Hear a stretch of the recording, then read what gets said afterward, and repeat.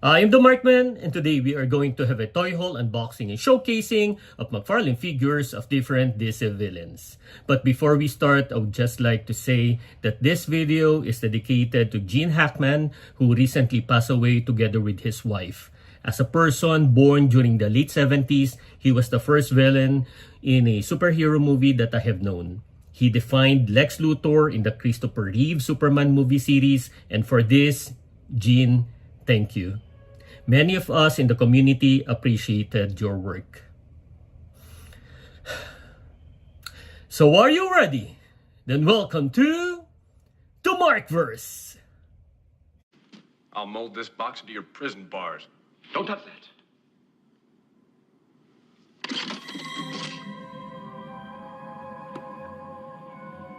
I told you. It's kryptonite, Superman. Little souvenir for the old hometown. I've spared no expense to make you feel right at home. Who is it, Superman? Lex Luthor, the greatest criminal mind of our time.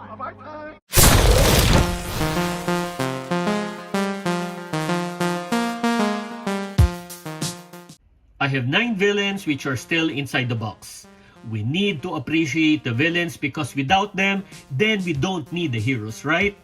It makes the story interesting because these characters are obstacles in making the world a better place to live in and to let the heroes shine. So let's start with the Batman villains. First is the Penguin. We already had a couple of 7-inch scale Penguin figures. This is a regular classic version which looks like in the Batman comics and also from the Brave and the Bold comics and cartoons. It has the same crotch and leg sculpt as the Arkham City Penguin. Their umbrella accessory is also the same.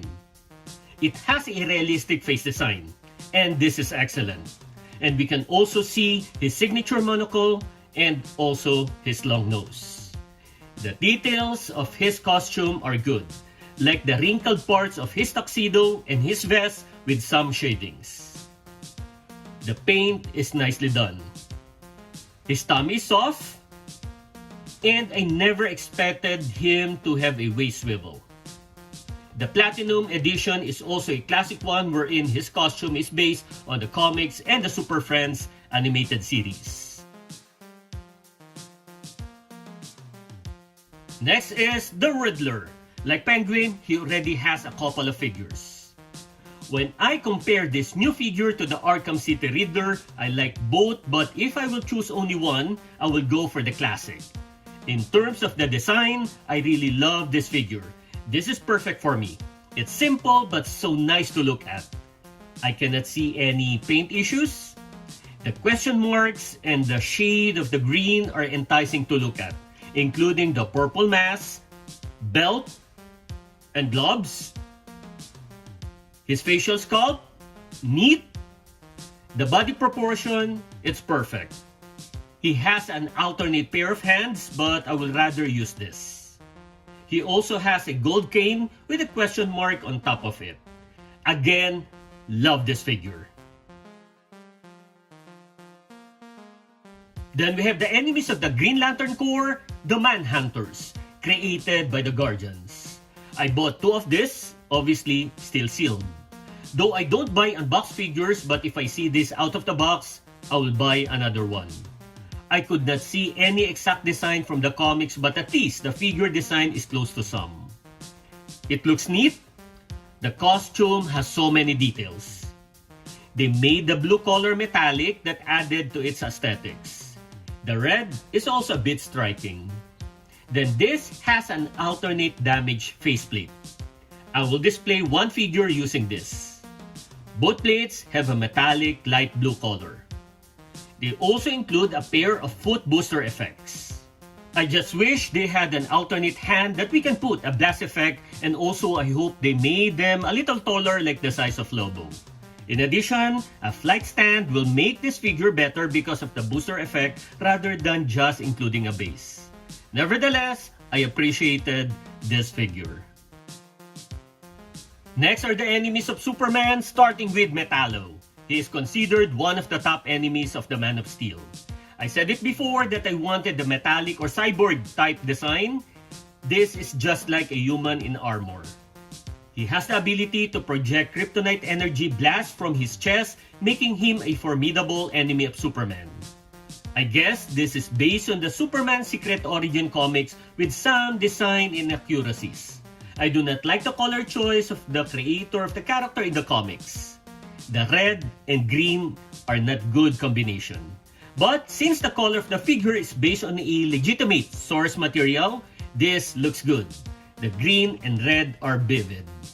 They also use the same leg and arm sculpt of Lex Luthor, as I have guessed before during one of my videos on the upcoming figures, and it has a lot of details. It has good body symmetry and stance, and there won't be any posing issues since it has good articulation as well. Aside from the base and card, it has a kryptonite accessory. That's it, but at least now I have this kryptonite for my display and photography. Then this mega figure, which was released 2023. I just bought this last December. The eldest son of Darkseid, Caliban. When I first saw this on the internet, he seems awesome. And when I got my hands on him, I was not disappointed with his design as he has so many details. The face sculpt looks good, including the hair. Though it should have been better if they colored the centerpiece of this metal thing on his face. So, as you can see, the different parts of his clothing and body accessories have accents, which again looks great. The problem with this figure is the same as the other mega figure. One is the loose parts, especially the connection of torso to the waist. Second, they use materials which could easily break when it falls. So just be careful when handling this. And third, limited articulation like no bicep swivel and diaphragm movement. He also has his primary weapon, the Beta Club. Then the major nemesis of the Flash, starting with another mega figure. From the DC Direct Page Puncher line and a 2022 release, Gorilla Grodd. An ape that has superhuman strength, telepathy, and telekinesis. The design is based on the comics included with this figure. I already got the Injustice video game Gorilla Grodd, but his height is inaccurate. He should be big based on the game, but his figure is small. So I am glad McFarlane offered another figure of him which is more accurate. The face sculpt is good, but the helmet looks a little plasticky, including the rest of the orange parts. They can do better in painting, and a little color shade will be nice. Almost the entire body is covered with fur, and that's good. The hands and the feet sculpt looks realistic. Overall, I like this figure and much better than the other mega figures. Maybe the major downside to this is the limited body movement, especially the absence of diaphragm articulation. Then another major villain of the Flash, a member of the Rogues Gallery, Captain Boomerang. I pre-ordered this one, but what I got is this platinum version.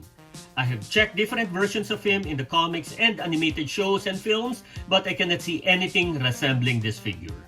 There's no source material, so probably this is based on the imagination of McFarlane. He has a removable coat and scarf, so let's remove it. Here is the figure without the coat, and it seems it looks better. So this figure is lighter in color than the regular version. Specifically, it is bluish. The shirt is bluish white. The bean and pants are blue-gray with different shades.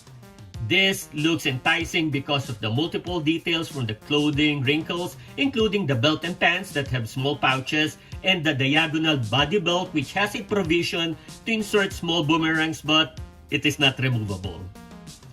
His face sculpt looks good as well, especially with the facial hair. It also includes two boomerang and multiple hands, and I use this alternate hands for him to be able to hold the boomerangs. If this is based from a valid source material like comics or animated shows, this could have been perfect figure for me. Then we have the Sportsmaster. Initially, he was the arch-enemy of the Green Lantern Alan Scott, then had evolved into the enemy of many heroes. He is agile, has acute senses, and trained in martial arts. His design looks like the one in the Suicide Squad comics. He's one of those characters that I will think of when talking about having a badass costume, and this figure is actually how I picture Sportsmaster. This figure looks so cool to me. Probably it's the mask and he wears a chest guard. The pants also look great with the knee pad and also the forearm brace. The color finishing is superb and I don't see any paint issues. Good body symmetry as well. Maybe the issues I have with this figure is the baseball bat. It seems small. And he does not have any alternate hand. His left hand is a fist, which means he can only hold the bat and the hockey stick one at a time. I will rather hold the bat. Then the last villain is the top archenemy of Cyborg, the software program that became a living computer virus, Grid. I learned about this character when I was playing one of my favorite video games, Injustice 2. I got excited when I learned McFarlane was doing his figure because as far as I know, there were no previous figures of him that were done before, even by other toy companies. Plus, he is a character of Injustice and at least I can take photos of Cyborg fighting Grid. This looks like a mega figure but it's not. If we compare it to Calibac and Gorilla Grodd, you can see that they have the same height, which is 9 inches. So Grid is the tallest among all my regular figures. So McFarlane, I appreciated this one. This is based on the Forever Evil story arc and the design of the figure is very close to the source material. Many times when McFarlane paints a figure gray, it looks plasticky. But for this one, it looks wonderful. It has so many little details from head to foot that makes him really look like a robot-type character. The right side has a weapon for a hand and forearm with a red color effect that suggests a blast could come from this part. Lastly, the shoulder pad can be moved up and down for better articulation. This is really a good figure. These are again the newly unboxed villain figures: Grid, Gorilla Grodd, Calibac, Metallo, Penguin, Sportsmaster, Captain Boomerang, Riddler, and the Manhunters. So, if you like this video, click the thumbs up button, please subscribe to my channel, and don't forget to push that notification button since I publish new videos every week. Again, I am the Markman, thank you for visiting the Markverse, and always remember to pay it forward with kindness.